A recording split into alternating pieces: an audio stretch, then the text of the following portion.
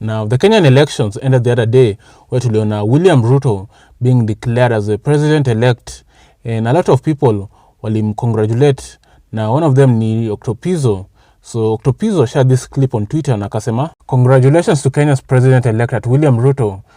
At William Ruto, this is some of the expectations." So on this video, Octo anabonga juu ya healthcare, shule, minimum wage, art and culture na weed, akisema Ruto anafaa kuimake it legal kama vile Wajakoya alikuwa anataka. Hey yo, good afternoon. So first of all, bana ni PIZZO hapa hivi. I want to take this chance to congratulate the president-elect, His Excellency, William Ruto. Najua saying aja congratulate especially a generation yet because our understanding in a go on. But I want to take this opportunity to, thank you on your winning. Sijui mbona sasa ulikuwa expect uta win bana for this seat. Unatoka LD when Irana na nyi wote ni ma gold medalists, so congratulations on your gold medal for this country. But hii job inakuja na a lot of responsibilities, na kitu imenibamba through this is that one, you're the first person to ever run for president and win on the first round. None of these other niggas ever actually win like that, Moi alipata after Unyato kukata, Kibaki ali ran for a couple of times, Unyame ran for a couple of times, you ran once and you won. So I think whatever the blueprint you're using should be emulated and is super dope. Ama style yako ama your skill and uko nayo, we would like to borrow from that at some point, because at sisi we are coming. Yeah, we are coming, and we hope you clap for us when the day comes. But for now I'm going to a few things ukiingia ndani tunataka utuadresie. One ni healthcare bana. I would say the previous government, which you are also part of, umetengeneza a lot of roads, which is impressive, but where these roads going to?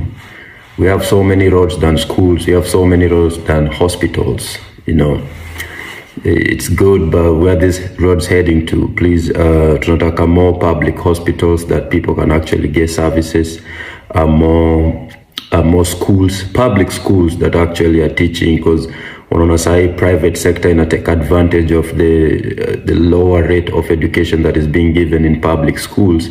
Therefore, wase wanna end up taking their kids to private schools which are too expensive for no reason, just because our public schools are not as good. Sijui ni pimpo ni nini nachomea hapa hivi. But yeah, so tunataka uaddress your issue of public schools bana, zikuwe to a certain level that our kids can actually go to these schools and get a job out of it, not always going to private schools, and now private schools are taking advantage of all this stuff. The second one inaweza kuwa ni minimum wage. The other day niliona Unyali raised minimum wage to 12%. The 12% only applies to people that are actually formally employed.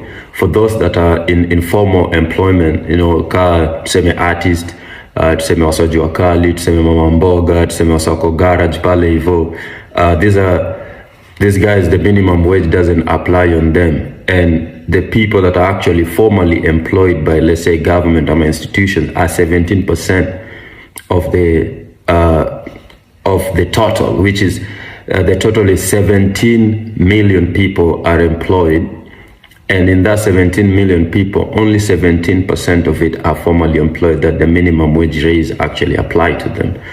So what about the other guys? Unajua msewa mboga minimum wage hata mraise huwa imuaffect haimfikii. So my question is like, we need you to come up with a solution for this, for people who are actually doing this type of informal jobs, and how to raise their minimum wage so that they can have a standard living. Watukaa sisi nye tuligrow Kibich, hata wase hizo minimum wage zikiraise buda yetu wakwa ireziwa mshahara, na mwindre bado anamsumbua uko inda. So we want you to address that, and we see how that goes, So Mr. William Ruto, uko na job bana. Another thing which most people probably are gonna expect me about the arts and culture economy.